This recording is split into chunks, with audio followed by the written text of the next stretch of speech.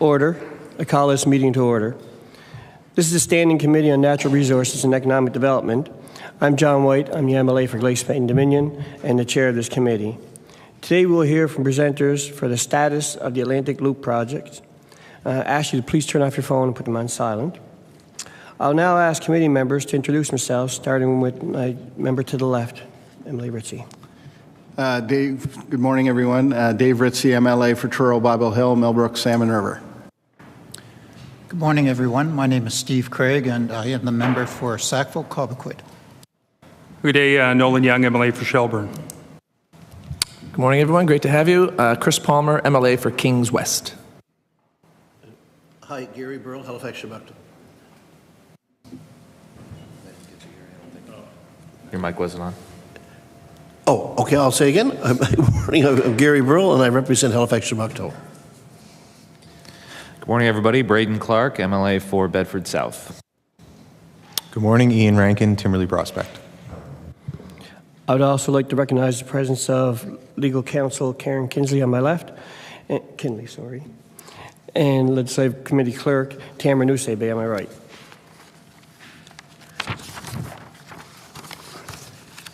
I would now ask the witnesses to introduce yourselves. I'll start on the left with Mr. Collins, and I'll just ask for a brief introduction, or just introduce yourself, and then we'll come back for opening comments. Mr. Collins? It's Keith Collins, Executive Director over Clean Energy in NRR. Okay, now. Press it. David Miller, Executive Lead, Electricity Projects, Natural Resources and Renewables. Good morning, Karen Gatien, Deputy Minister of Natural Resources and Renewables. Good morning, Peter Gregg, President and CEO of Nova Scotia Power. Thank you. I would come back. I understand Deputy Minister Gatien and Peter Gregg, you have opening remarks. Deputy Minister Gatien, let's go first. Great, thank you so much. I'm very pleased to speak with the committee today on the status of the Atlantic Loop and our department's plan to transition to clean energy by 2030. Nova Scotia has some of the most ambitious climate change goals in the country, and they're cemented in legislation, and we're determined to reach each of them. The actions to advance these goals are spelled out in government's climate change plan for clean growth, and we drilled deeper into actions for greening the grid last fall with the Clean Power Plan. It mainly outlines our path to 2030 and also shows some steps towards 2050. Our aim is clear: a clean, sustainable future for generations to come, and we need to get there without putting unnecessary burden on Nova Scotians. Our goal is to protect ratepayers while we keep this transition moving. Our plan gives Nova Scotia a clear and certain path to reach at least 80% renewable electricity by 2030. And we'll get off coal too. And then we'll keep moving toward net zero by 2050. To get there, we are focusing primarily on made in Nova Scotia solutions. Onshore wind, solar power, and batteries are a big part of our path to 2030. Offshore wind, green hydrogen, and other innovations for clean energy are key parts of our path to reach net zero by 2050. This approach makes the most sense for Nova Scotia, and I'm pleased that our federal partners agree. We're counting on their financial support for the transition, and we continue to have productive discussions with them about that. We made it clear last fall that the Atlantic Loop, as originally proposed, is not part of our plan to reach our 2030 goals. That's not to say that we won't ever do it or something like it. We still need to reach net zero by 2050, and it just might help us get there. But there are many other pieces of our plan that are essential for reaching 2030. Pieces we need to do regardless of the loop, and we are focused on those. The intertie with New Brunswick is one of those key pieces. We will need it to manage renewables and boost reliability. And it could eventually become part of a modified loop in the future. It could even help Nova Scotia export renewable electricity from offshore wind. As we make this shift to clean energy, we also need to modernize our electricity system. Bill 404 takes a big step in that direction. With that legislation in place, we are now getting the work underway to establish the new Nova Scotia Energy Board and the Independent Energy System Operator. Our transition to clean energy requires many, many partners. We appreciate Nova Scotia Power's support and collaboration as we make all of these changes. We are both focused on moving to clean, renewable energy future for Nova Scotia, one where we are no longer at the mercy of global fossil fuel markets, and where we choose our own destiny with Made in Nova Scotia solutions. With that, I will end my remarks, and I look forward to your questions. Thank you. Thank you, Deputy. President CEO, Mr. Gregg. Thank you very much. Good morning. On behalf of Nova Scotia Power, I want to thank you for the invitation to have a conversation with all of you about Nova Scotia's renewable energy transition and the projects, initiatives, and partnerships that support our collective efforts to meet the legislated climate goals. I'm pleased to appear alongside Deputy Minister Gatien and Mr. Miller and Collins as well, who are key collaborators and valued partners in the clean energy transition. We know that climate change is real and a pressing concern for all of us. Nova Scotia Power is committed to working together with government, communities, stakeholders across the province to meet the environmental goals for a clean energy future. I look forward, as I said, to our conversation today and the opportunity for a dialogue and discussion about our role in the renewable energy transition and progress toward meeting government's climate goals.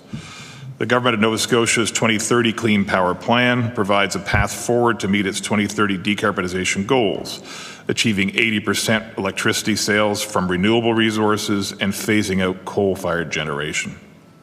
In support of these efforts, our team at Nova Scotia Power is committed to moving off coal and reaching that 80% renewable energy target by 2030.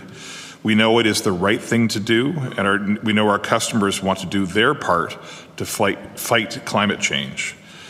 We filed our Path to 2030 report last December with the Utility and Review Board, detailing our plan to meet government's 2030 climate goals.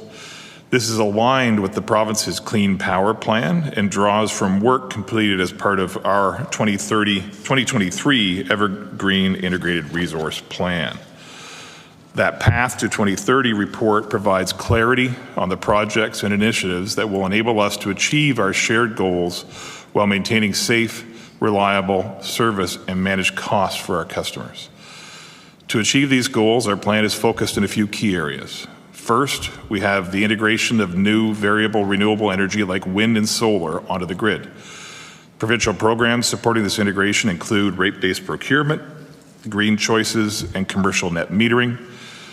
The Path to 2030 report anticipates that grid-scale battery storage will be added to the grid in many ways. At Nova Scotia Power, we are adding battery facilities at project sites throughout the province. The battery integration will help us phase out coal, add more renewable energy to the grid, and enable us to continue to provide reliable electricity for our customers. Another measure to improve the reliability of the grid is the transmission reliability tie between New Brunswick and Nova Scotia.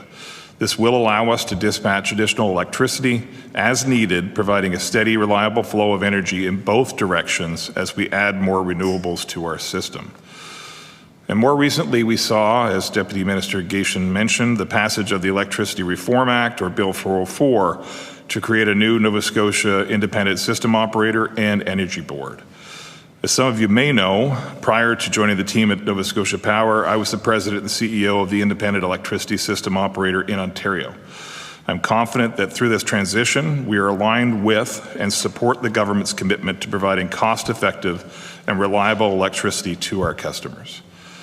The creation of an independent system operator responsible for the long-range planning of the provincial electricity system will allow Nova Scotia Power to continue focusing on two core things: providing reliable service to our customers and delivering key projects on the path to 2030.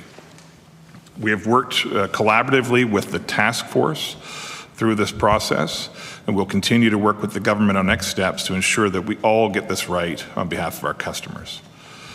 Overall, we are making steady progress towards renewable energy targets and climate goals. For almost 20 years, we've been on a path to green the grid and transition away from coal.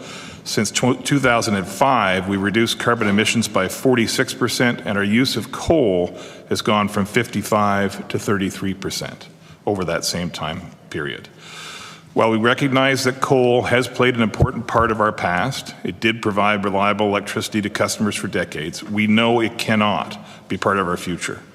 We are proud of our team's leadership and collaboration on one of the fastest transitions to renewables in Canadian history. Together, we will continue to pave the way for the transition to renewable energy. In closing, meeting the goals of the 2030 plan is a responsibility that we share with our partners, and we appreciate the collective effort it takes to achieve these climate goals. A successful transition will take the coordination and cooperation of many groups, including the Government of Nova Scotia, the Government of Canada, independent power producers, Efficiency One, Mi'kmaq partners, and Nova Scotia Power, and others. We are grateful for the opportunity to collaborate with so many committed partners and experts on our shared vision for our province's clean energy future. Thank you. Thank you, Mr. Gregg. At this time, I'd remind everybody to wait until I call your name and your microphone turns red so that Legislative TV can pick you up as a speaker. The floor is open for questions now, and we will finish around 20 to 12. I have the Honourable Ian Rankin up next for the first question. Thank you, Mr. Chair. Thank you for being here, everyone. I just want to focus a little bit on the part of the Atlantic Loop that we, I think, all agree on that needs to happen. That's the intertie we've talked about before. At one point, that estimate was about $500 million. It's grown significantly. I wonder if there is a new current estimate on that project for the intertie, and what the ask is from the federal government and what the breakdown is in terms of what we anticipate the cost sharing arrangement will be with the federal government in New Brunswick, and if anything could be tabled in terms of application for funding or correspondence with the feds on that issue. Mr. Gregg.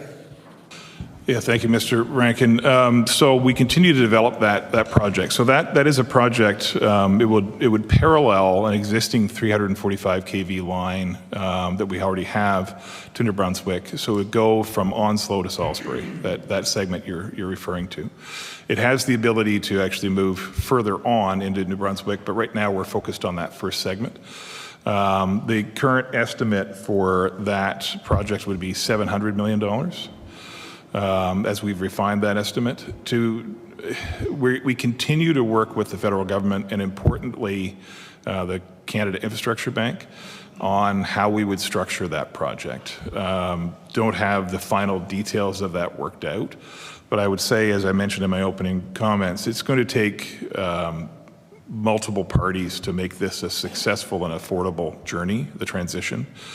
And maybe I'll give you an example of what that means that I can really speak to. So we recently have been in front of the UIRB with a grid-scale battery project, which is an important part of the 2030 transition as well.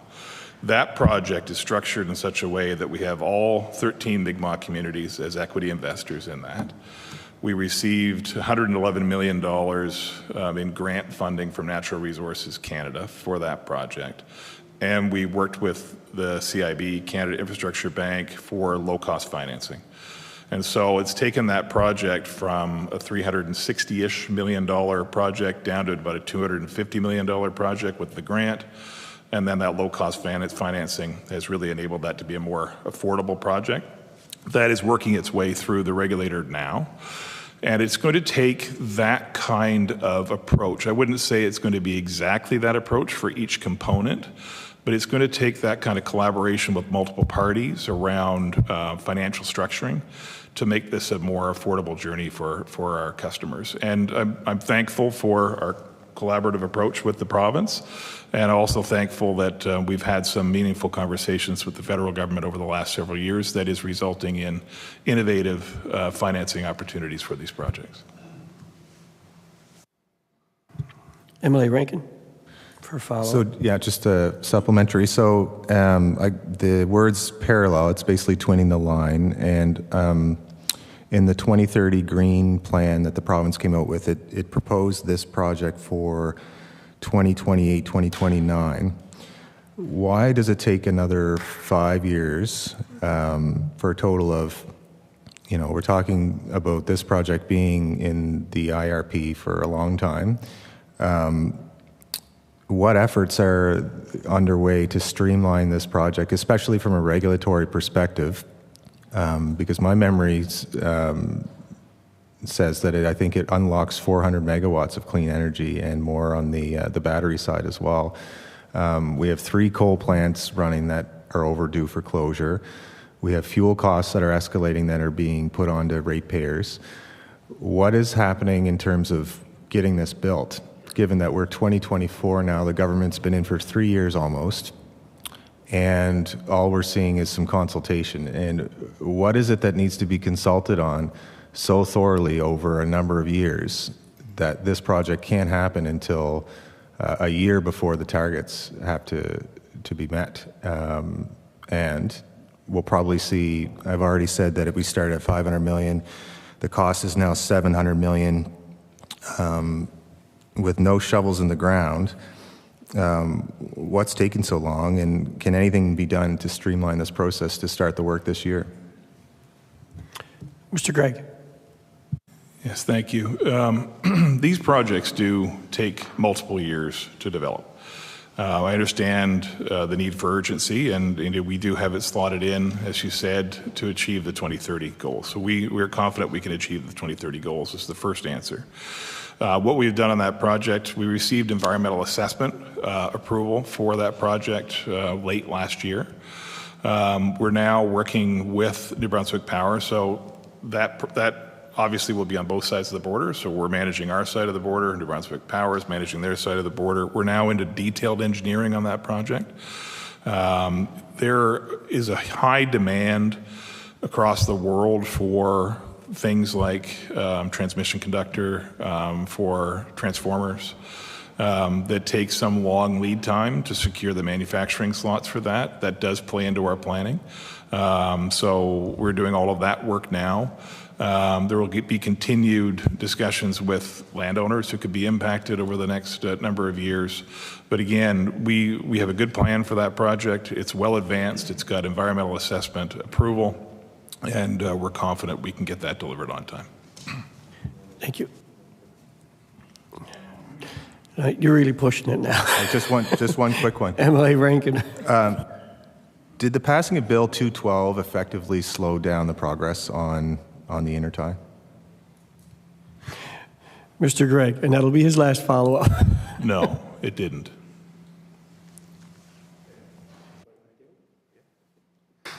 Before I go to Emily Palmer, I'm going to go back to Emily LeBlanc for an introduction. Good morning, everyone. Susan LeBlanc, MLA for Dartmouth North. Thank you. Emily Palmer.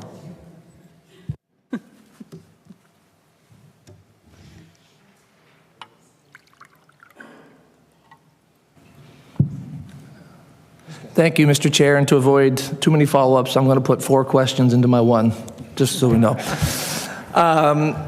So, Mr. Gregg, in your opening comments, you had mentioned battery integration, and sort of preparing for this meeting this morning, I understand that you've launched you're going to be launching 3 battery projects, battery storage around the province. One of them, I think, will be in my constituency in Kings West in Waterville. Could you tell us a bit more about those, and what that logistically would look like, as they're there? And if I could add my other few follow-up questions here now. How do they help us reach climate change goals? And how do they help with reliability in our power? Mr. Gregg. Thank you. Yes, thanks for the question. So we've developed those, so it's 150 megawatts total of grid-scale battery installed in the system across 3 different sites, so 50 megawatts each in Bridgewater, Waterville, White Rock, and Waverley are the locations. As we add more wind and solar to the grid, we need to ensure that electricity stays reliable. So having that battery storage in the system allows for taking a variable resource and smoothing that out on the system. It also helps us store more renewable energy that when we need it, we can inject it back into the system. So it will be storing green energy and moving it back into the system. As I said, we've been looking at the most cost-effective way of delivering that. And we've come up with what we think is an innovative approach to the financing of this. That is currently before the UARB, and that will work through its process, but we hope to have a decision on that in the not too distant future. So it's a really important piece of us achieving that 2030 ambition and goal. And it's really the first piece of doing that. We plan to have the first 2 sites up and ready next year. Third one in the year following. We've actually already begun site clearing at 2 of those facilities. So we do want to advance that work as quickly as we can.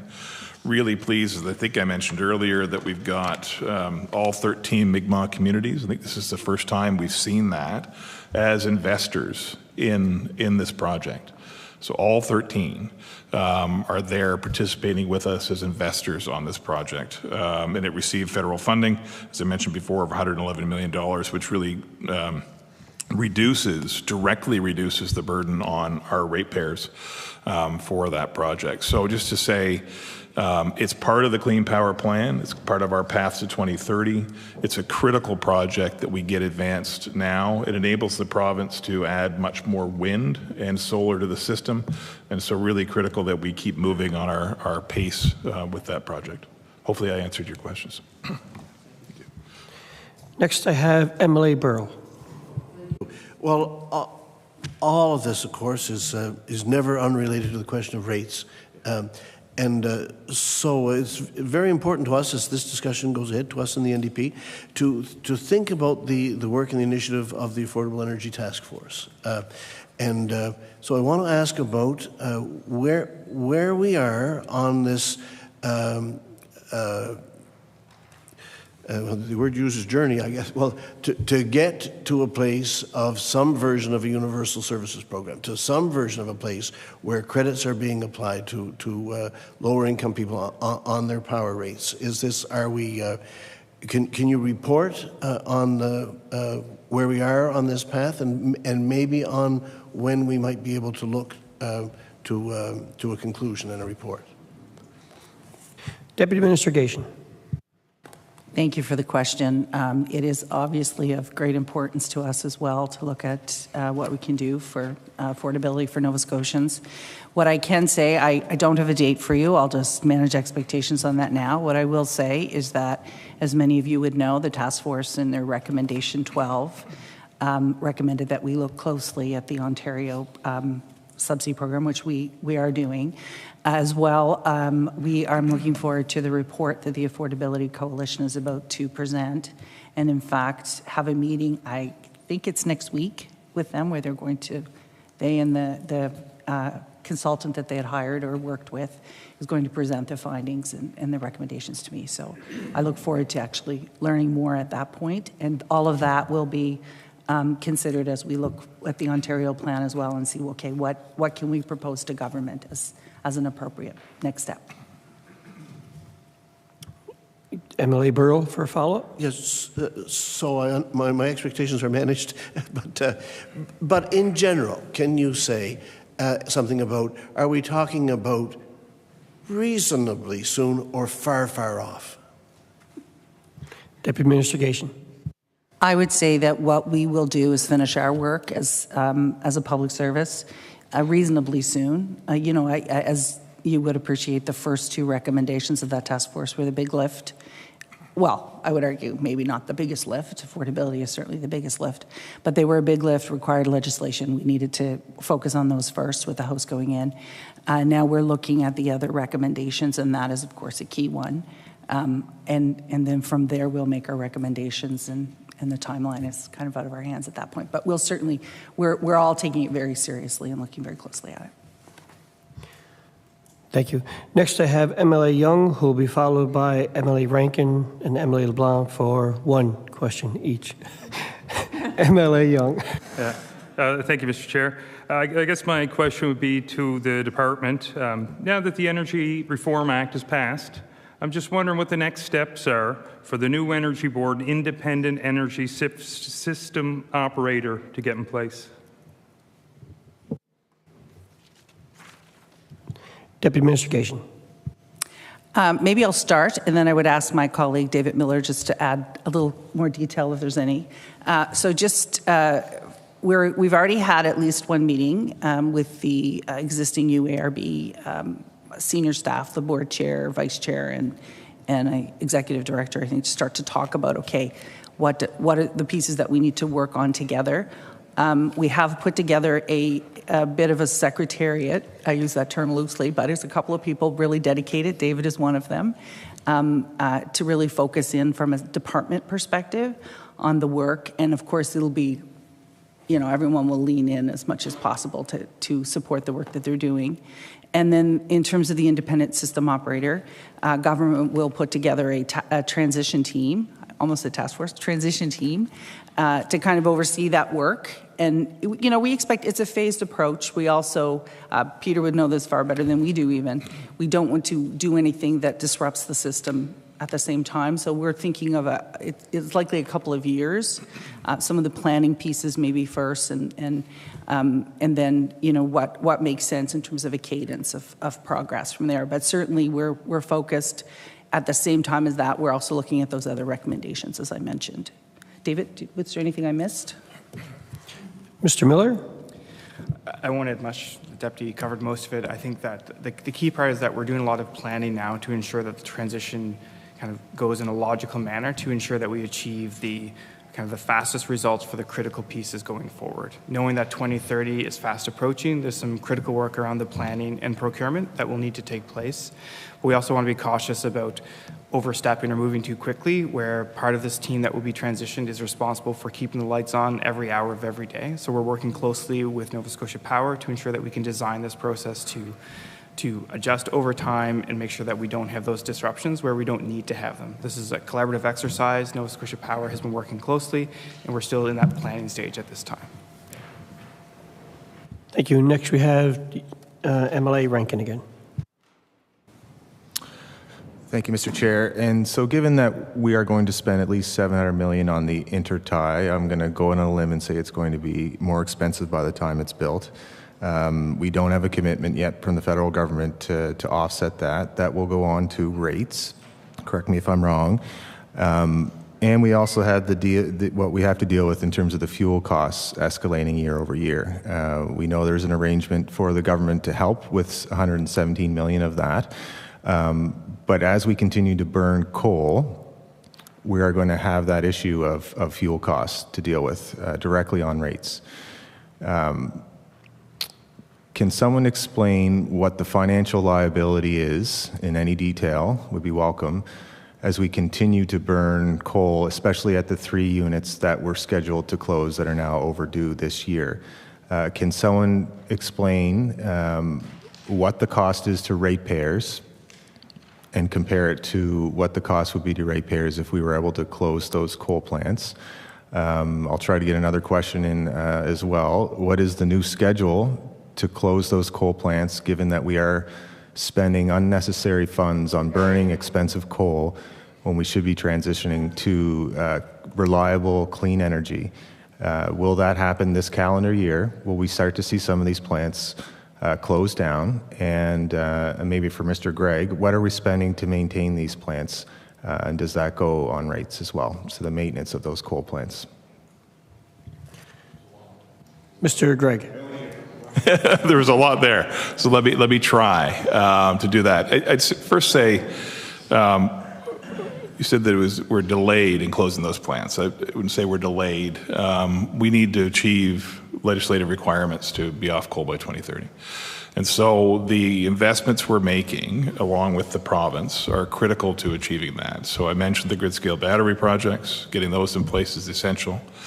Getting the tie line in place, essential. To enable us to close those coal plants. And also the province procuring the necessary wind, 1,000 megawatts or more of wind is essential to doing that. So we have a very detailed plan in the Clean Power Plan that shows when coal gets shut down. There are some of those plants that will be converted. Point Tupper will be converted to natural gas. We have the ability also to burn heavy fuel oil for short periods of time if required for reliability purposes for a couple of those plants. and also looking at the opportunity to burn green hydrogen should that become economically viable in the not too distant future rather than natural gas, which we'd really prefer to do. So we do have a plan on that. To talk about the cost is difficult to put. It's going to be significant investment on behalf of Nova Scotians to achieve all of this. But I think the goal really is to try to find a way, like we did with the battery projects, to defray as much of that cost as possible. So when you look at, the provincial legislation was really a response to federal carbon pricing, and it was a good response to it. But the federal government has set an ambitious target to have the country off coal by 2030. And 55% of the nation's cost of getting off coal resides in Nova Scotia, and we're 3% of the population. And that's been our starting point with the federal government from day one, is to say we need help. Our customers need help with that transition, because it is going to be a costly one. And so, relying on that direct grant funding where possible, working closely with the Canada Infrastructure Bank on financing solutions that make the transition more affordable, and looking at other financial tools such as deferrals over periods of time through a regulatory application, I think are going to be pieces of making this a more affordable transition for our customers. And we're working really closely with our colleagues at Natural Resources to find that path. I don't have the path, we don't have that path fully paved yet, but we're making some very good early progress on the grid-scale battery projects, as I mentioned, and with approval, environmental approval for the tie line, making good progress on that as well. So the pieces are starting to fall into place. We continue to work with the federal government on finding financing solutions for this. And then each of these projects will need to go before the UARB and ultimately be approved as prudent investments in the transition. Mr. Miller. I'll just add a few points from our perspective. So as Peter mentioned, we've been working closely with Canada on a variety of pieces. I think the recent changes in legislation to enable investment tax credits for a number of these clean energy investments is critical. So there's a 15% tax credit that will apply to interprovincial transmission lines, which will help directly reduce the cost of the NSNB tie line to ratepayers in Nova Scotia. There's also a 30% clean investment tax credit that will apply to the wind projects that will serve Nova Scotians. And we are making use of those in addition to working with the Canada Infrastructure Bank and with Natural Resources Canada on the various funding programs they have available to try and maximize that investment in Nova Scotia, where we face the majority of the costs from coal closure, but also just in general, the cost of transition here are more challenging than in many other jurisdictions that can rely on hydroelectricity. I think it's really critical that reliability is foundational for our industries, for our people. And while there are certainly challenges for reliability in Nova Scotia, we're all aware, it is important that we maintain the generation resources necessary while we build up to integrate all of this variable renewable energy. The batteries are a critical part of that. The tie line is a critical part of that. But until those are in place, we can't safely shut down as much coal as we might hope to. What we can continue to do is to reduce the use of fuel at those facilities as much as possible, replacing it with clean, low-cost wind or imports from Muskrat Falls or other locations. But this is a step process where we have to manage that critical reliability piece for all customers while integrating the new renewables. Emily Rankin. Thank you, Mr. Chair. And I'm glad you mentioned carbon pricing because we're just talking now about the cost itself, with the fuel, but carbon pricing now is escalating every single year. So while from a legislative perspective you have until 2030 to close all 8 units, I think we should all admit that as we continue to burn coal in those interim years, our rates are higher because of the carbon intensity of that coal, given our carbon pricing is now $80 a ton. So I'm wondering, the province has passed legislation to put performance standards, OPBS, on Nova Scotia Power. What has the government analyzed in terms of the cost to rates for that program for OPBS? And is there a comparison of how much that carbon pricing will cost with all coal plants running and what is the advantage of starting to look at closing down some of these coal. And we're not even talking about the social costs of coal today, because I don't have enough questions to be able to use that time. But certainly it's the most expensive fuel. It's the most carbon intensive fuel. We have carbon pricing. I believe it's OPBS comes in December of 2024 is what the Minister of Environment has said. I know we don't have representatives from Environment here today, but certainly someone from the government should be looking at carbon budgeting and looking at what the impact is on rates for us to continue to burn the most carbon-intensive fuel and the most expensive fuel in the province over the last 3 years. Deputy Minister Gatien. Hi, as you mentioned, that would be an environment and climate change item to look at, but I'd be happy to work with my colleague at Environment to get you an answer. I assume the question can be forwarded to me. And we are not doing it. It would be Environment and Climate Change would be doing it. MLA Rankin. But you can admit that the rates are higher because we continue to burn coal with the carbon model. Deputy Minister Gatien. I would admit that there are probably a lot of negative impacts to burning coal for sure, one of which could be rates. I think the rates are going up as well with decarbonization work that we're doing. In the long run, that will be better and save us money for sure. 100% agree with that. In terms of the specifics of the rates, Peter, I don't know if you wanted to add anything. Mr. Gregg. Yeah, thanks, Karen. Just, when we do our integrated resource planning, and as I mentioned that in my opening comments, we do an evergreen resource update every year now. We look at things like carbon pricing. So we bake that into the plan and the escalation in that cost going up year over year. And what we're trying to solve for when we do that plan is the lowest cost solution, incorporating all of those elements. And so we need to respond to legislative requirements like being off coal by 2030. That's in the plan. We look at technologies available to us to accommodate meeting the legislative goals, and then we solve for the lowest cost option to get there. So that's really the plan. So yes, there is an escalating price on carbon. We're committed to getting off of coal by 2030 and confident that we can get there. But I can assure you and our customers that the plan seeks and achieves the lowest cost transition to get there, based on technologies, timing, all of those considerations, and that's how we're addressing that. Thank you. Next I have MLA LeBlanc, and then MLA Craig and MLA Burrell. So MLA LeBlanc. Thank you very much, Mr. Chair. And I just, as we're talking about rates and how we compensate for all of these changes with rates, I just want to remind everyone we should also be talking about bills, because if we can lower the demand for power, then people will be, with the earth will be better for it, and people will be paying less money for their power. So efficiency, efficiency, efficiency, efficiency. But I'm going to ask this question instead of talking about efficiency. This is to Nova Scotia Power. I understand that you've recently applied for a $31 million electrical upgrade to the Michelin-Waterville plant, and that's stemming from performance standards created in regulation by the Houston government. What's the rationale for billing all ratepayers for that upgrade, which will only benefit that one industrial client? Mr. Gregg. Yes, thank you for the question. So I can address the specifics of that, but then I'll take the conversation perhaps a little broader to explain it.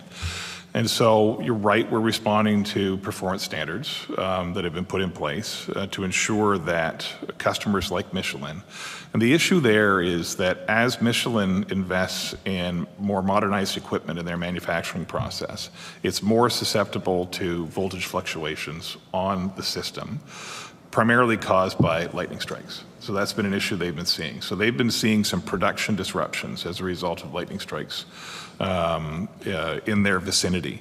So we've been working with them to find a novel solution, which is basically a voltage restorer that we're putting in there.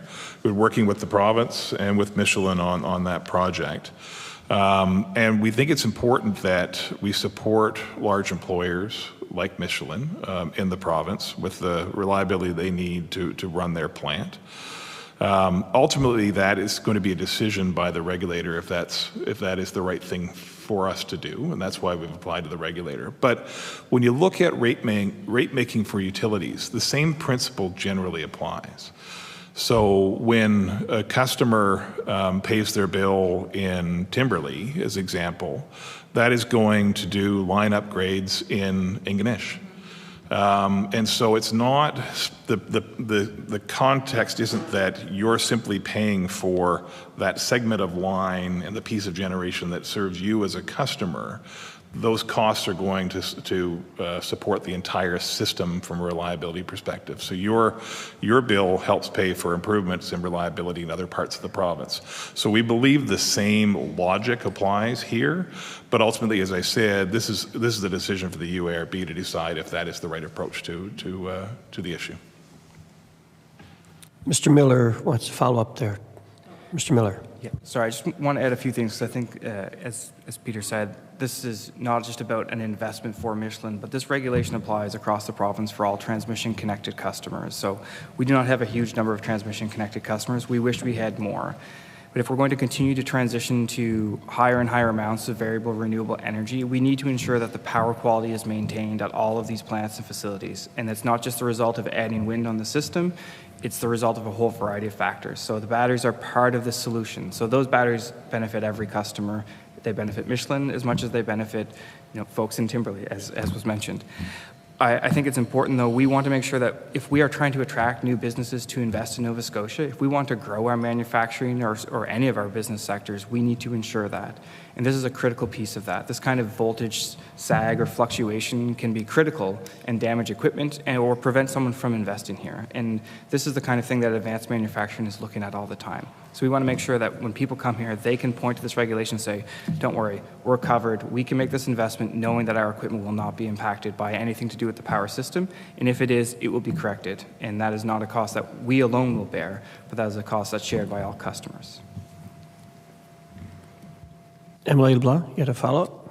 Emily LeBlanc. Thank you. Well, to Mr. Gregg, I would say how very socialist the description of how that all works. It's very interesting, and yet I would say that I'm good for if I love your idea that my power bills are going to pay for someone's power in Ingonish. That's fine with me, but it is a little bit different when we're talking about large industrial plants, right? That my power bill is going to subsidize the profit of Michelin at some place down the line. Now, I mean, yes, also all the jobs at Michelin, yeah, all of that stuff is, and I take Mr. Miller's point very clearly, and yet, in a recent article, a Nova Scotia rep stated that this kind of regulation and standard is unique to Nova Scotia, and there's no equivalent in other jurisdictions. So I'm wondering if either Nova Scotia Power or the department can explain why, was there a jurisdictional scan when you were looking at these things,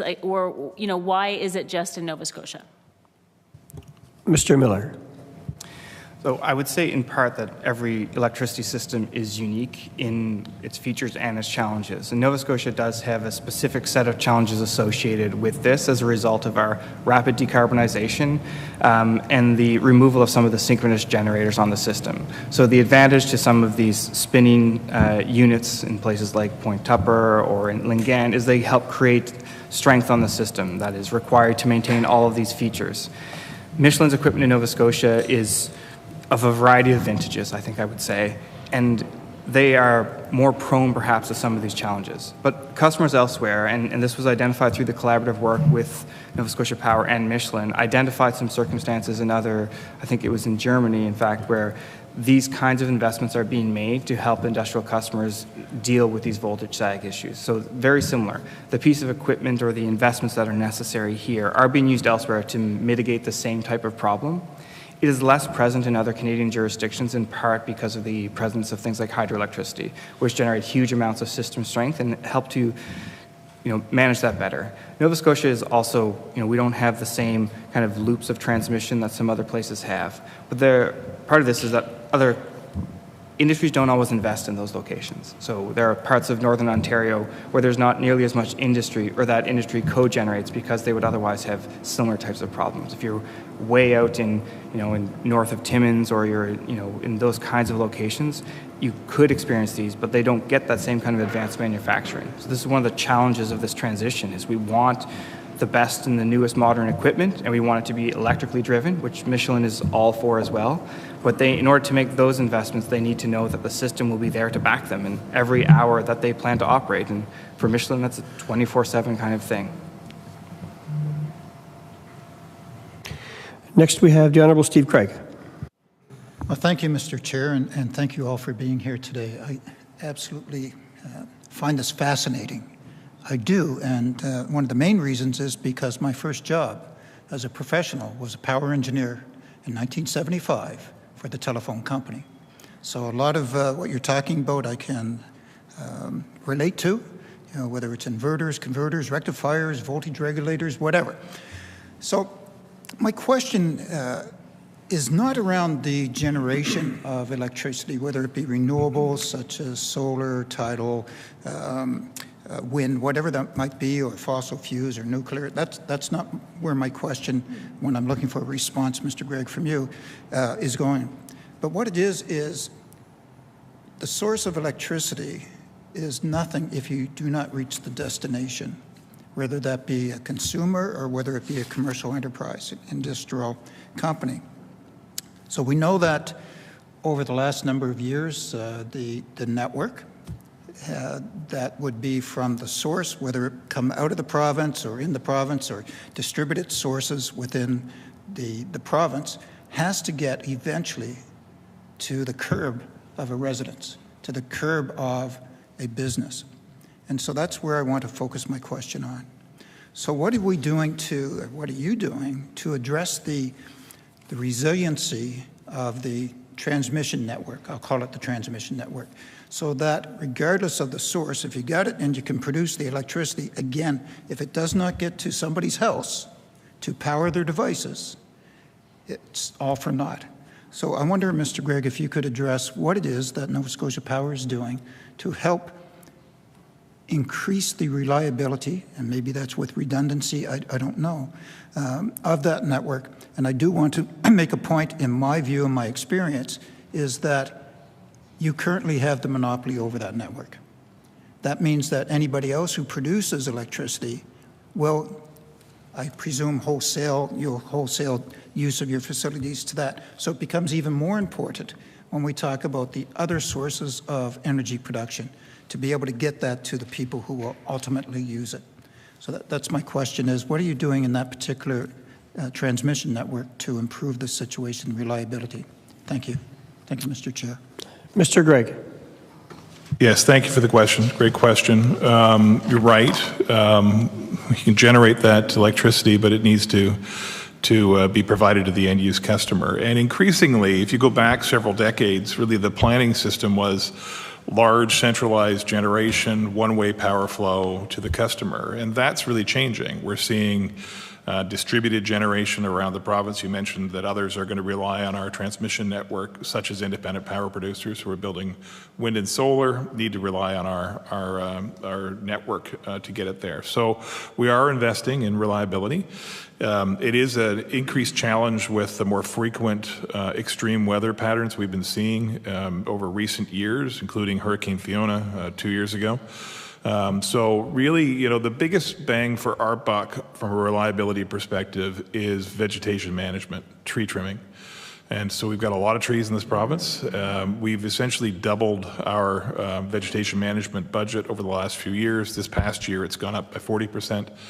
To $45 million a year. So really making sure we're staying ahead of that tree growth, making sure we don't have trees that are too close to the lines, that when the wind does blow, they come down on the lines. We're also investing in heavier gauge electricity poles, heavier gauge conductor where necessary, heavier gauge insulators throughout the province and in key feeders that get more impacted by the weather. So we're spending approximately $230 million a year now on those reliability investments across the province. At the same time, we're seeing more frequent and sustained extreme weather events, so we need to continue to invest in that so our customers experience that reliability. But it is an ongoing challenge. Things like battery storage on the system will also help in those weather events. We recently completed a 3-year pilot called Smart Grid Nova Scotia, where we were testing out batteries in the homes with the necessary control mechanisms. And we think that's an area, have we figured out how to pay for it all yet? No, but it's an area where certainly during Hurricane Fiona, we saw certain customers who were on that pilot program were able to ride through that storm by relying on stored energy in the home. And looking at innovative solutions like that, so battery storage at the grid level, battery storage at the home level, I think is certainly an area that we'll continue to investigate into the future. Thank you. Next we have MLA Burrow. Just one other short question about the Affordable Energy Task Force. When that work is completed and we have a response on whether or not we're going to be able in Nova Scotia to follow in some form the Ontario model, will the department be able to make those recommendations in that report public? Deputy Minister Gatien. That will be a decision of government. Certainly we, regularly make recommendations, and many, if not most times, things are, if it's a consultation or anything like that, it's usually made public. But yeah, I guess it will be, it depends on how the recommendations are made. It's hard for me to presuppose what that looks like at this point. I haven't seen the report, but I can certainly take that question forward. Next we have MLA Palmer, MLA Young, and then MLA Rankin again. MLA Palmer. Thank you, Mr. Chair. We've heard a little bit this morning. We touched on the legislation that the government recently passed in the spring session regarding modernizing the electricity system, moving to an independent energy system operator, dedicated energy regulator. These are all parts of the legislation. For the people in Nova Scotia who want to follow this, and it's sometimes pretty technical, some of this information that's out there, right? And from a layman's perspective, can you talk about, and I'll address this to Mr. Gregg and Deputy Gatien, if you'd like to give your views on this too. In your experience, could you talk about the benefits of those changes that the government just recently made for the overall transition going forward, renewable energy, and potentially the benefits for ratepayers, because that's really what we really want to talk about here as well, go long term. So, Mr. Gregg. Yes, thank you for the question. So I think I'll start by saying that it's obvious because of what we're discussing here. There's a massive amount of change that is going to happen to the electricity system in the next 5.5 years and beyond. As we achieve 2030 legislative goals, but then broader goals to reach net zero. And having an independent authority, and maybe I'll just say, what that independent system operator will do is do the long-range planning for the electricity system of the province. So they'll look at long-range planning. They'll procure the generation resources necessary to meet future demand. And then ultimately they will be able to make dispatch decisions that really match real-time demand with the resources required to meet that demand. So those are the broad functions of a system operator. And I think having an independent body, like other jurisdictions like Ontario have done, oversee that massive amount of change to make sure it's done to the benefit of Nova Scotians is an important step. And as I said off the top, we support that objective. I think also turning my mind to the independent energy regulator, the UARB has had they regulate a lot of different areas. Again, I think having a dedicated regulator that looks just at the energy transition is an important step that makes sure they have the right resources to oversee and make sure that customers are benefiting from the transition as much as they can. And so those are the reasons why we're supportive of these changes. And maybe Karen, I'll turn it to you. Deputy Minister Gatien. Thank you, Peter. Yeah, I don't have a lot new to add. What I will say is specifically to the energy regulator, for example, the current configuration hears a lot of matters over the course of a year, so this allows them to really have a focused energy regulator board that's going to be able to just spend their time on those, as complicated as they are, and I totally agree, those matters that come before them, and build really strong expertise, build on the strong expertise they already have, in fact. We're able to modernize a bit of what they're looking at by the inclusion of things like the sustainability focus that we've asked for them to have. So those pieces of work, we're hoping, these are important matters, but it takes a long time, and it's difficult to, another member's point earlier, it's a very slow process. So anywhere that we can build in efficiencies, we try to do that. So we do think that this will help with that as well. And that also would be the same as for the independent system operator and very public procurements and in the way that we're already doing some procurements as a department through a procurement administrator. They would then take care of a lot of those pieces. Thank you. Next, we have MLA Young. Thank you, Mr. Chair. So the Community Solar Garden or Solar Program, it happened in March. I'm wondering if you could let's talk about it. If you could tell me a bit about it, how the program works, maybe who's building it, who can subscribe to it. Is there funding to help with the construction, those things? Deputy Minister Gatien. Sure, I'll start, and then if my team has anything to add, I would ask them to jump in. So yeah, we're really proud of that. This is one initiative that will also, it's in the name, the Community Solar Program. We're really hoping it will also help individuals from lower income families, but also people who, can't put solar on their roof because they don't have the right pitch, or they live in, apartments or, low-income housing, things like that. So it will be through a subscription that they can, there'll be developers that will develop it. Could be an NGO even, or a community that might want to a municipality or something that might want to develop one. And then they could kind of sell the subscription to people, and then everyone can access it to help offset the cost of their power. The other thing is there's about a 5.2 million, I think, in this year's budget that can help sort of as a, I hate to call 5.2 million seed money, but it's a bit of starting money for capital projects. Obviously, developers will also have to pay for the cost. You can't, it's very expensive to build these types of solar farms, but farmers may want them as well in their communities, because I know solar's been quite popular in the agricultural setting. So we're really looking forward to it, and really hopeful that more people who currently can't access solar, which is in reality for a lot of more affluent families with homes, that where the roof is built in such a way that they can benefit, this will open up the access to those kinds of sources of renewable energy. So we're really excited about it. David? Mr. Miller.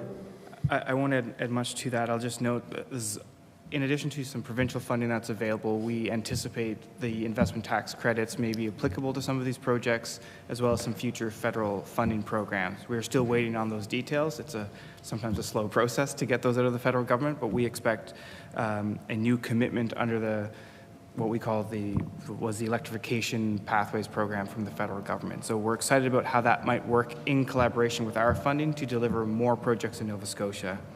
And I think it's also critical. We have seen the solar industry grow from just a few folks with maybe one truck and some scaffolding putting up solar in a few places to hundreds of individuals installing solar panels across the province. And we've seen that grow in scale through programs like solar electricity for community buildings, now commercial net metering. So this is kind of the next evolution, which will get us some 5 megawatt or even up to 10 megawatt scale projects. So these will be a bit more like a dedicated solar farm as opposed to something on a roof. So we see this as helping the industry grow and test out their capabilities and develop new capabilities to deliver clean electricity projects in Nova Scotia. Mr. Collins. Just fill in a couple particulars. If people are interested in the projects, there's 3 that are up now. Antigonish, Mahone Bay, and Berwick are up and pretty much built, and Nova Scotia Power built in Amherst.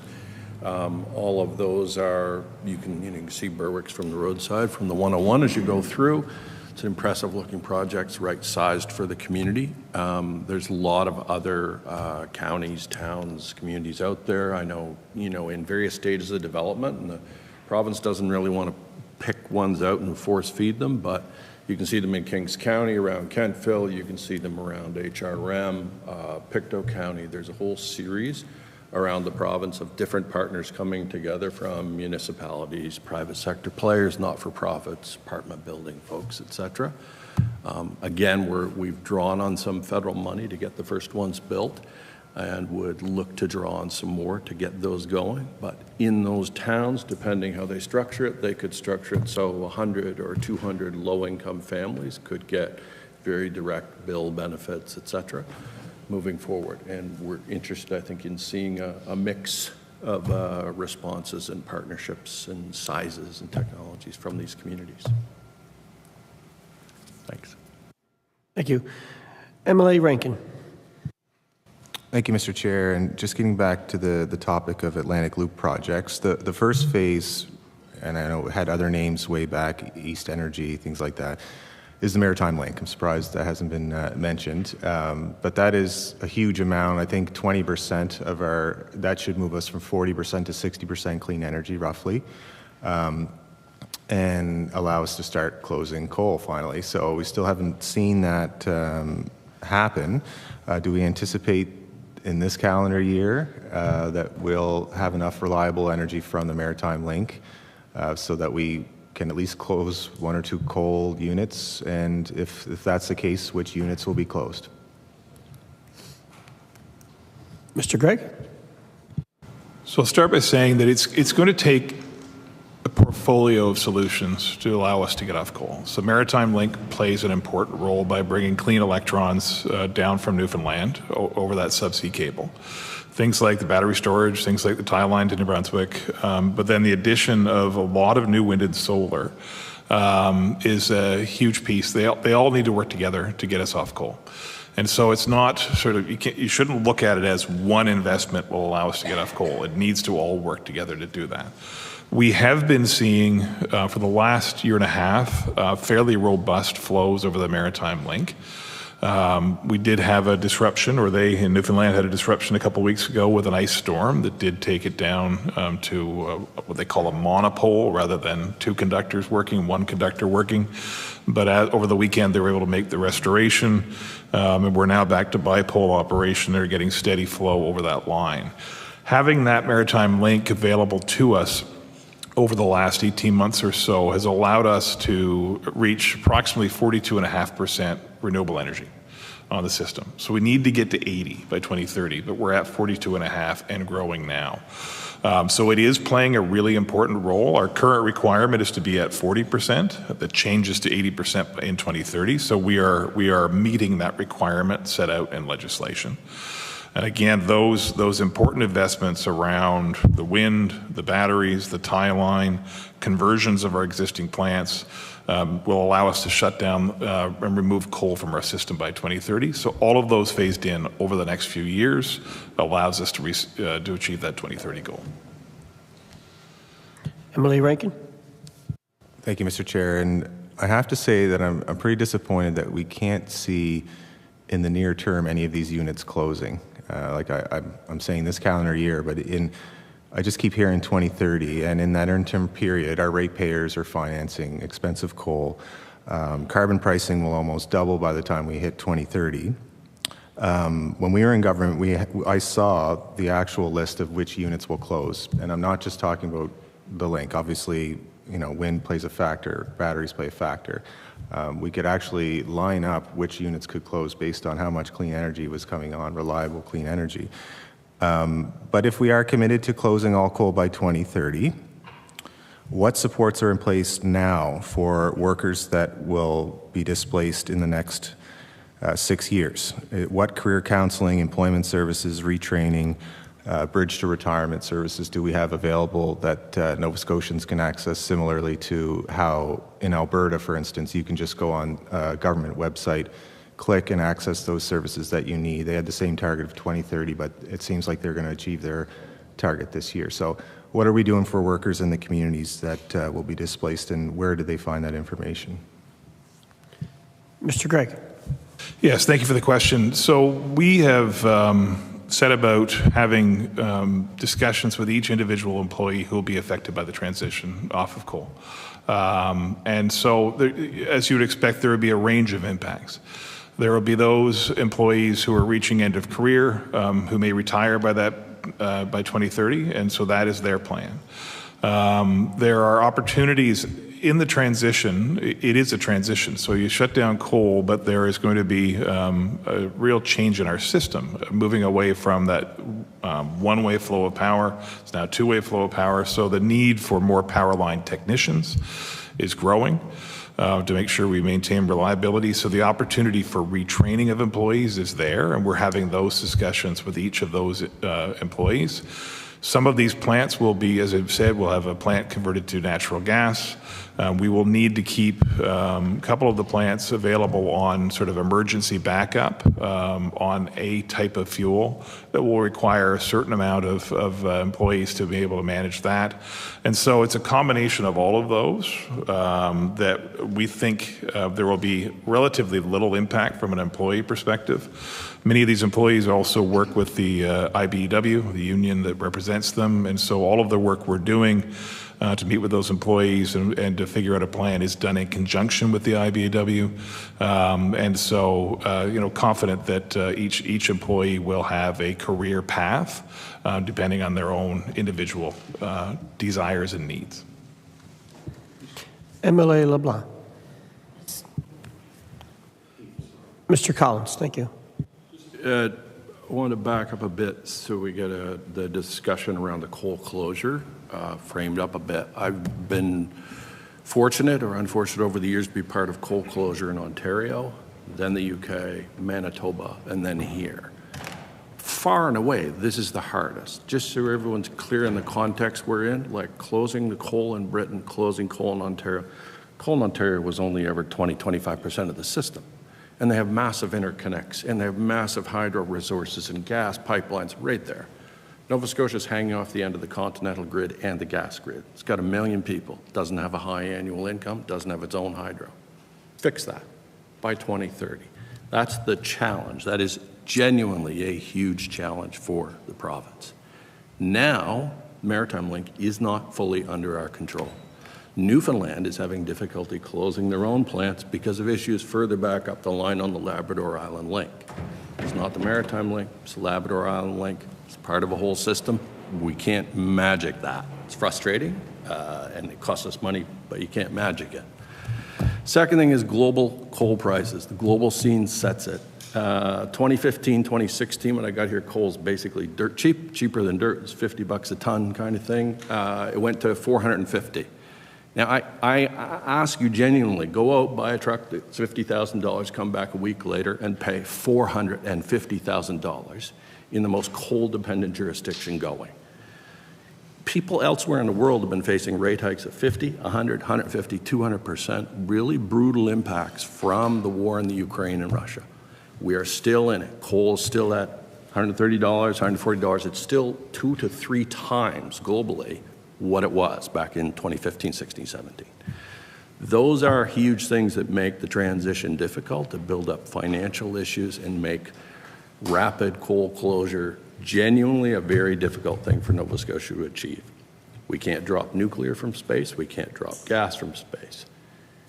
We have a new transmission line with issues further back up. So it is difficult to close it out on an organized manner and get it done by 2030. We need to, and that's the target. And I think the first thing you'll see will be clear-cut paths where plant units are being dedicated to switch over to fuel oil and go into backup mode. Always good to have backup things because we do get big grid outages all over the continent. That'll be the first thing you'll see. And the other thing I think to look for are the new investments being made. So seeing batteries come in, seeing a line with New Brunswick come in, et cetera, seeing wind farms built. Those will be the more substantive features, and the last ones will be flicking off lights in plants, would be my guess. That's more over to Nova Scotia Power and ministers, but I think those will be more the last things you'll see because you want to keep protection and backup against things going wrong. So just as some context from sitting back as staff. Anyway, cheers, Ian. Thank you. MLA LeBlanc. Thank you very much. Mr. Collins, you're very compelling when you talk, because you clearly know what you're talking about. And I'm just wondering, and this is actually not my question, so don't answer it, but think about it and then come back around to it. But and Mr. Gregg, you talked about this earlier. Like, why are the feds not helping us? If this is a national goal, and this has been put down from the people in Ottawa, then really, and if we have a much harder job of this because of where we are and who we are and what we've been doing for the last 200 years or 300 years, then or 200 years. Then we need help from Ottawa. So our government needs to get on the phone, I would say, and make sure that the feds are going to help us with this. Just a thought. So here's my actual question. This past year, this is for you actually, Deputy Gatien, this past year, $117 million was provided to Nova Scotia Power to prevent higher rate increases being passed on to customers. Many view this as a temporary Band-Aid solution. Can you speak to what the department is doing on a longer-term systemic basis to minimize further Nova Scotia Power rate increases? Deputy Minister Gatien. Sure. I can't leave your other comment, though, without answering it. I'm sorry. but that's good. It was a good question. I will say, so some of you may be aware that in October, when we first came out with the Clean Power Plan, a team of us, as well as the Premier and the Premier of New Brunswick and his team, presented it to Minister Wilkinson, Jonathan Wilkinson, Ministers LeBlanc and Minister Fraser were also there.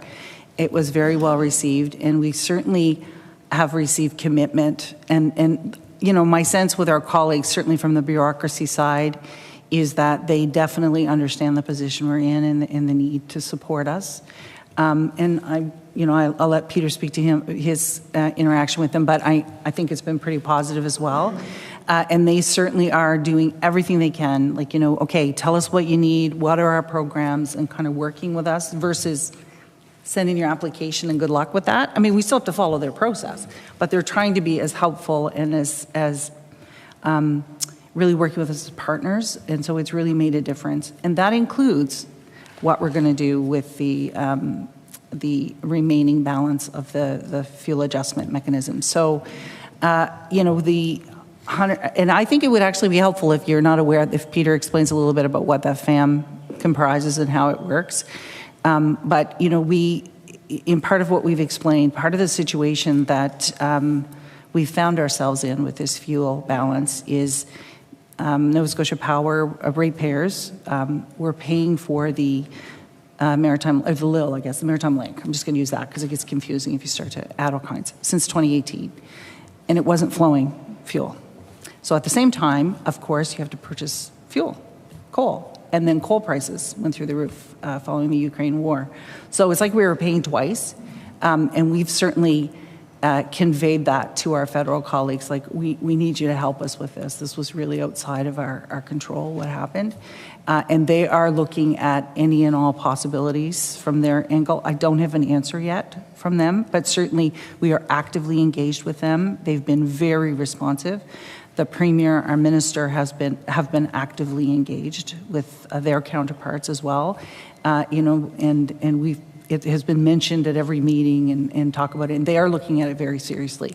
In addition to how can they help us implement these pieces of the Clean Power Plan, right? So they've been excellent partners. I can't say enough, but I don't know if you. Sure. I actually had Mr. Miller up for the follow-up there. Oh, sorry, I didn't know that. Mr. Gregg. Mr. Miller. I just wanted to highlight a couple pieces that I think are critical in maintaining affordability going forward. And some of this is investments that are in process right now, such as the wind procurement that we launched a couple years ago and the current wind procurement for the Green Choice Program.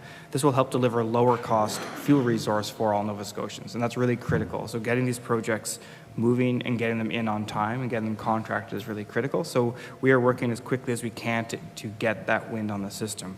And this is probably one of the critical bottlenecks, is the ability to integrate the wind to make it work, because it's lots of days where it's not windy at all and lots of days where it's far too windy. And if you spend any time in Shetty Camp, it's a lot of days where it's a bit too windy. So it's managing this really great wind resource with our demand and trying to make them work. So that's one of the critical pieces. So we're pushing it. I mean, the procurement in 2022 was for a terawatt hour of energy, about 10% of the system load. It will be more this time around. So it's very, very large changes to the system, as big as Maritime Link in many ways. But I think, as you mentioned before, the efficiency investments that people make in their homes or that we make in our public buildings or in our institutions or commercially are already critical. And this is a unique period of time where I think the total investments over the last few years and going forward a few years exceed $600 million in efficiency investments, whether that's provincial funding that went through to Efficiency Nova Scotia to deliver programs, the regular funding from electricity customers through the DSM programs, and then leveraging federal programs for off oil, particularly for low and moderate income households. But this is not just a massive investment in helping people stay in their homes and be more comfortable in their homes and have more affordable homes, particularly for low-income people. It is also creating a huge industry. Not that we need a lot of push on the construction trades right now, but this is part of what has built. Our capacity to install heat pumps probably exceeds any other province per capita, possibly any other jurisdiction in the world. We have really great programs that deliver those benefits to people. I think that's probably a really critical investment in making sure that rates, because it's not just rates, as you said, it's bills. What really matters are the overall energy bill for a household. And we can move the needle on that, not just by changing how electricity is priced, but actually by focusing on how people consume energy generally, whether that's heating oil, gasoline for their vehicles, or how they heat their homes and their water in their houses. Emily LeBlanc for a follow-up. Well, thank you very much. And one of my follow-ups, in fact, was what you've already addressed, which is who's talking to Ottawa. And I guess Nova Scotia Power also was talking to Ottawa. And so the update is you're waiting. Is that you would say? But I just also want to address Mr. Miller's comments with my follow-up, which is amen, yes. And therefore, why has this province, and I know it's not your department, but surely there must be interdepartmental discussion about this, but why is this province refusing to change the building code so that we are not, we don't have to build new buildings that are of the highest efficiency standards right now? And it seems just unbelievable that we are where we are, and yet we're not going to ask people to build to the highest standard. Every home should be built with a heat pump. Every home should have rough-in for, or the plug-ins for electrical cars, and all of the batteries and all of that stuff. So I guess that's actually my follow-up. But if you want to address the other half of the follow-up, see, I asked you questions in the first place, so I get 2 follow-ups. Mr. Gregg. I'll address the sort of the federal interaction, first part of your question. So we've been engaged with the federal government for the last several years. They have been coming to the table very effectively. I spent a lot of time talking to Ottawa, and I mentioned earlier that we did secure $111 million in direct grant funding to support the battery project. Canada Infrastructure Bank is a really important tool that has a mandate to allow the country to decarbonize. And we have been working really closely with them on the battery project and other projects. CMHC federally has stepped up to support low to medium income individuals in Nova Scotia to make the transition to heat pumps, which is a really important piece of it. So the feds are playing their role. Do we need them to do more? Yes. But the conversations are active. I'm confident they're willing to do more. We just need to move with pace, is what I keep saying when I'm talking to Ottawa, and that's where we're focused. Deputy Minister Gatien. So in terms, this is the building code part. So what I will say is that, we meet regularly, deputies, but I also have another work group of sort of deputies that are very focused on all things renewable and connected to it. Public Works does not sit on that, or Municipal Affairs and Housing at this point. We do, labor, skills, and immigration is there, because as we're talking about the impacts of coal closure and things like that, coal plant closure, how do we help ensure that Nova Scotians get retrained for jobs? How do we get other Nova Scotians, younger Nova Scotians perhaps, understanding what the sectors are going to need in retraining? Economic development, invest, all of those pieces are there.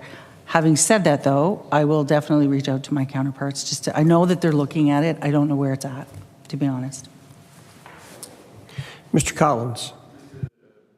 Color commentary on the feds. I think we're going to get T-shirts made from Minister Wilkinson's recent comments, where we have jointly signed in blood that we're going to work together to actually make this happen. And then down at the end, he says, we've said we will work with you to support the plan that you have. So if we can put that in marble, we'll put it in marble, but certainly on T-shirts. It is worth saying that over a period of years, relationships with the federal government on a series of energy components have worked out very well. We have electric buses being tested in Halifax, and that's a big investment. Electric ferries, federal government money's in on that. The community solar projects and the project in Amherst, federal government money on that. The batteries we've mentioned, we expect it structured so that if we work together and sign an agreement with New Brunswick, that will come in as well. District energy down at Cogswell, the retrofits of First Nation homes, incentives on heat pumps. Every chance we can, we are working to lever and work with various federal government departments, and it's always difficult when it's set up across multiple departments and multiple ministers and so on. But it's been, I think, extremely positive in recent months, and a lot of successes over the last few years. But signed in blood, Minister Wilkinson, we're counting on that one. Thank you. Next I have Emily Burrell, and then it'll be Emily Palmer and Emily Craig. Emily Burrell. Thank you. Mr. Gregg, I wanted to ask a rates question. So when the new regime went in at the first of the year, the 6.5 increase, wasn't very long after that there was a considerable number of people reporting to constituency offices, to reporters, to all over everywhere, increases way in excess of that. There was a petition taken up, 2,500 people signed it, said that the increase they've got bears no relationship to 6.5 and no relationship to increased consumption. So lots of conversations with dispute resolution officers, lots of media coverage. Can you speak to what is going on here? Mr. Gregg? Yes, thank you for the question. You know, we understand that customers can have a challenge when bills go up. So we did have an approved increase that went into effect January 1st. When we get those issues arise from customers, we work with those customers to make sure that the meter is actually reading appropriately. So that is a first step we take. In the vast majority of cases, that is confirmed that the meter is working appropriately. In those cases where it's not, we'll obviously make necessary adjustments to the bill to make sure it's accurate. But we work with customers to make them understand the use of their bills. It is sometimes difficult for the price increase to happen on January 1st like it does structurally here, because it's the highest demand month and therefore the most expensive months of the year for many of our customers as they look to heat their home. We're a winter peaking jurisdiction. And so we understand that can be a challenge as well. So we work with each customer who has a concern. If they need some assistance on helping to move that bill payment over a longer period of time, we'll work with them to do that. So sympathetic to concerns of affordability with our customers, and we'll work with each and every one of them to sort that out. Real focus too on lower income customers to make sure they're getting the support they need through support. We've been funding the heat fund for about 20 years. We also work on the home warming program that really helps fund efficiency improvements in the home. So a suite of issues, opportunities to work with customers. But we do know that sometimes our customers are in difficult situations, and there's an affordability challenge there, and our commitment is to work with them to find solutions that suit their needs. Mr. Burrell, you have a follow-up? And yet 2,500 people is a pretty exceptional number to be in this roughly similar situation. And as I followed it, they were across the income spectrum. You attribute this to a kind of combination of winter and rate shock, and that accounts for it? Mr. Gregg. Yes, in most cases that we looked at, the increase in rates and winter usage has explained the high bill that has come up. One of the tools that we have, since we put smart meters in, we've been able to install a tool that we rolled out to our customers called My Energy Insights. I'm not sure if you've heard of it, but it allows customers to actually get insight into the electrical components in their home and how much of that's contributing to their bill. So you'll get an actual breakdown of how much is going to lighting, how much is going to heating, how much is going to your electrical appliances, all of that. And that really helps our customers, I think, understand the various usage patterns, and then we can work with them on, can you invest? Can we help you out with working with our friends at E1 to invest in efficiency products, invest in higher efficient appliances, that kind of thing. So it's another important tool for us. Thank you. Next, we have MLA Palmer. Thank you, Mr. Chair. And before I ask my question, I would like to thank Mr. Collins for referencing the area group and the town of Berwick. I'm always very happy to brag about what's going on in Berwick and how progressive they are in energy production. And anyone that would like to come down and see, I think one of the largest solar farms, garden farms in the Maritimes, come down to exit 15 and see 12 acres of solar panels helping provide power to the town of Berwick. It really is fascinating.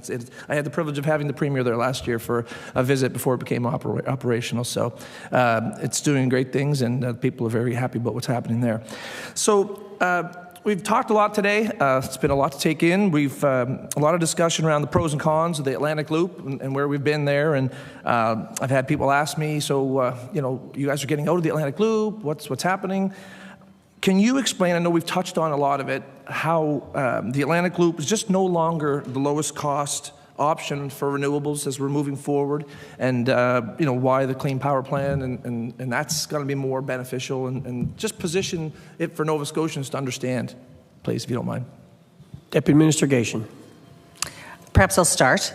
What I will say is, as I mentioned, it's not that we don't think there potentially is merit for the loop. It was a combination of things. So first of all, the capital cost of it alone had escalated exponentially. So I think the last I heard was it was between 9 billion, something like that.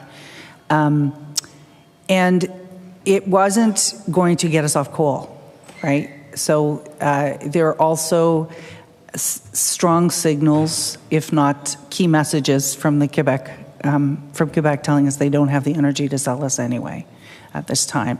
So that, of course, posed a significant issue. If you're going to rely on electrons to be, coming to the province, particularly in our coldest month, as Peter mentioned in January, we want to know they're going to arrive if you're going to close coal plants.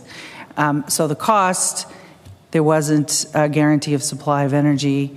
And then there were these other pieces that you'll see in the Clean Power Plan that we, I think as a team, have begun calling sort of the no regrets pieces of work. They were the pieces that needed to happen regardless.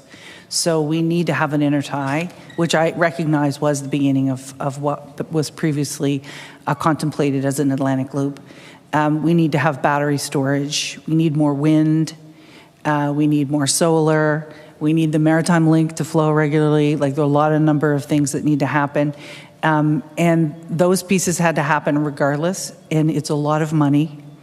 We can get off coal, as you'll see if you've looked at the Clean Power Plan. I think we're predicting it could get us as close to 88%, really. by 2030. So that gets us off coal, meets our environmental targets, and we keep working towards 2050. We're not done for sure, but then there's the opportunity of other innovations that may come forward, such as offshore wind, green hydrogen. We're also looking at, regularly looking at things like geothermal opportunities, biofuel development, all kinds of different pieces that will only add to our targets and get us closer and closer to the 2050 goal as well. And down the road, perhaps the opportunity of a bidirectional line of some sort, whether it's, I think Keith affectionately called it his cousin of the loop at a meeting. Some version of that might be beneficial to us in terms of an opportunity for us to export electrons resulting from offshore wind. But it wouldn't necessarily be the reliance on the electrons coming from Quebec as was previously contemplated. I don't know if anyone else wants to add anything? Or? Maybe one point. Mr. Gregg? Well, as Karen mentioned, the cost went up, but also we have to look at doability between now and 2030. And that was a big factor for us at Nova Scotia Power. You know, like Karen, I think, you know, is there an iteration of the loop? Maybe not the exact concept, but that concept of bidirectional flow that happens in the future, yeah, I think that's probably a likelihood sometime in the future. But the ability to actually build transmission through Nova Scotia, through New Brunswick, and into Quebec over the time period allowed by 2030 became increasingly difficult. And that was a big factor as well. I should have looked. I've got a countdown clock on my wall in my office that an employee gave me as a gift to keep me focused on 2030. And I think it's around 2,200 days. And so thinking about what's doable. And so that's when we pivoted more to the Clean Power Plan and our path to 2030 and that portfolio of projects that will achieve the 2030 requirements. Thank you. That's good. Okay. MLA Craig. Well, thank you, Mr. Chair. And it's a riveting conversation today and a dialogue. I truly appreciate this. You know, certainly, I got my fuel bill, my oil fire fuel yesterday, $1.46 a litre. We're currently evaluating heat pump suppliers as well as solar. So we're looking at that, and I'm looking at, some of you may appreciate the economic payback period, the cost of capital, and all of those things that go into it. Ongoing maintenance, cash flow is really what it comes down to. And I'm looking at all of those things at my age of, is the economic payback period going to exceed my lifespan? And that's a reality for a lot of seniors. The idea, though, that we are all in this together and we all require people working together in our experiences and where we're going, and recognizing that indeed we know that our climate change goals are a top priority for this government. No question about that. So, Mr. Gregg, you've touched on some things during the conversation about your 2030 plan. You've got a clock, a countdown clock, and that. I'd just be curious to know, and if you could help me understand a little bit about how you value the partnerships that are required to do this and your contribution to that, and how you're working with partners. Mr. Gregg. Great question. And if there's one message I can leave with you on the 2030 challenge is that this is not Nova Scotia Power's challenge alone. It's legislation from the province that requires a lot of this. We're supportive of that. We have our role to play. Independent power producers who are going to build wind farms and solar arrays have a role to play.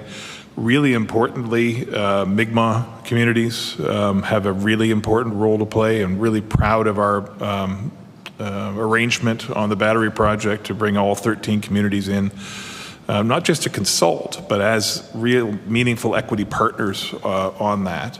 And then working with communities to make sure they understand the changes that will happen in their areas, working with our customers to make sure they understand the impact of the change on them, both from rates but also for opportunities to green their usage in the future. Working with federal government on financing opportunities. It is going to take a village, as they say, to get this done. I think we've made some really good progress over the last, feels like maybe the last 2 years has been a lot more traction on these projects. And engagement with all the parties that need to be involved in this. And I think we've got really good alignment now, certainly with the province. and with the federal government. But it's going to be all of us working together to make sure we can achieve those 2030 requirements. Thank you. Next is MLA Clark. Thank you, Mr. Chair, and thank you everybody for being here today. I apologize, I had to step out to do a quick interview, but I'm back, and I just wanted to ask a question. I'm an optimistic person. I don't like to ask pessimistic questions, but I think this is one that strikes me, and not being an expert necessarily in this area, but we all want to achieve 80% renewable by 2030, obviously. What happens if we don't? Is there anything in legislation or regulation that kind of outlines what happens in that scenario, which obviously is not a good one, but I think is an important question. So what happens if we don't achieve that goal? Deputy Minister Gatien. The legislation requires us to meet it. There's no other. The legislation requires it. We will meet it. MLA Clark. Thank you, Mr. Chair. I'm sorry, Mr. Collins, yeah. So, Mr. Collins? The timing, I think, is going to surprise people. There's nothing apparent happening, nothing visible happening, and then boom, there it is. It's a bit like that. Yes, it's only 6 years, but you can also think of it as if you have a wind farm, significant sized wind farm, let's say 150 megawatts, and there are a whole series of those proposed around the province in various stages of development. Every one of those that goes live is 5%. So every time one of those wind farms lands, 5% renewables goes into the system. And there's 6 years. So it's a bit of a question of how does Nova Scotia space these out geographically, have happy communities, the transmission system able to pick them up, et cetera, right? And for the companies, the financing coming together, turbine supply, logistics, all of that work. But each one is 5%. So some will land and get built and turn on in 25, 26, 27, 28, 29, but it may not be 2 a year precisely. All of us, bureaucrats, we'd love that, straight line, fantastic. But it's unlikely in real life that it's going to happen that way. I would fully expect we will have 3 or 4 turn on, and then we will have a long none period, and then another one, et cetera. So it's likely to be uneven, is what I would say. And obviously, we're all trying to avoid prison terms, et cetera, for not hitting the 80% by 2030. It's an incentive. MLA Clark for your follow-up, right? Yeah, thank you, Mr. Chair. And Mr. Collins, you touched on something that is always a difficult part of making big changes, and obviously this would be a big one, is social license, right? And ideas sound fantastic on paper, and then we get out there and people are opposed to them, sometimes for fully informed reasons, sometimes because they just don't know what's going on, and human nature, is such that we often are opposed to change because change is different. So how do you plan for and accommodate and get people on side, right? Because I know just the other day, we've seen stories about wind farms and big town halls and 200 people showing up, and people who show up to town hall meetings, usually it's not because they're happy. It's because they don't like something, or they don't like the idea of something.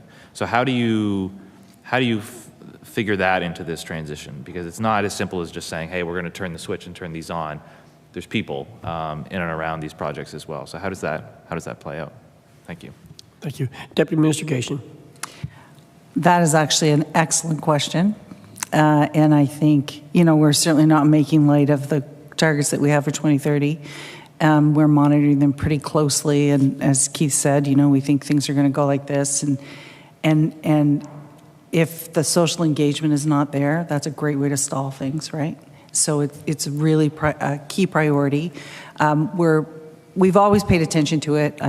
Developers have done engagement. It's been Mi'kmaq consultation.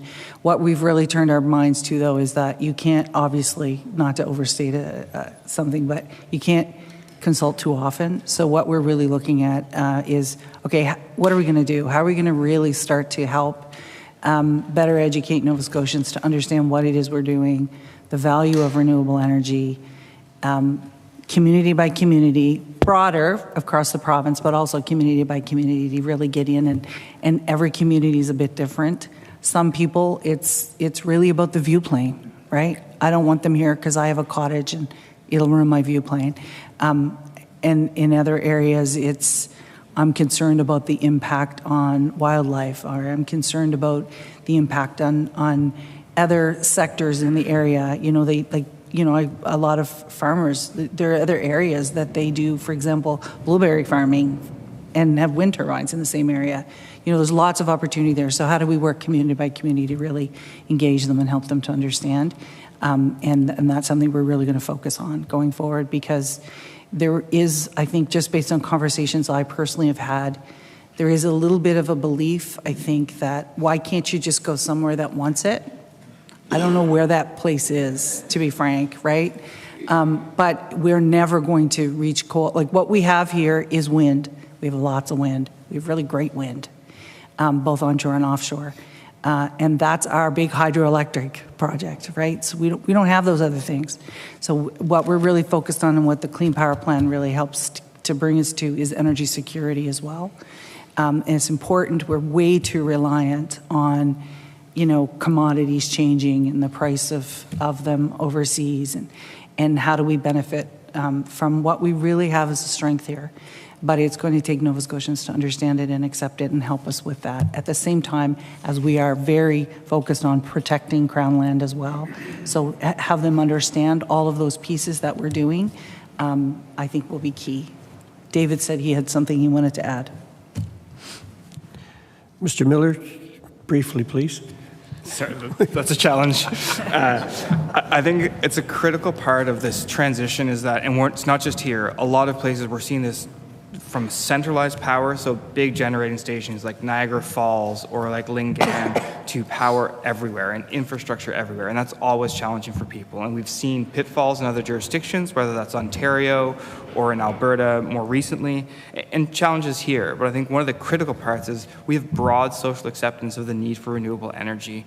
And I think that, you know, over time, Nova Scotians have gotten comfortable with wind, in part because of the community feed-in tariff program, and seeing locally owned wind turbines show up in a variety of places and take away some of that shock of change. Now, the new turbines will be bigger, there will be more of them, they will be more visible because they're going to be just that much larger.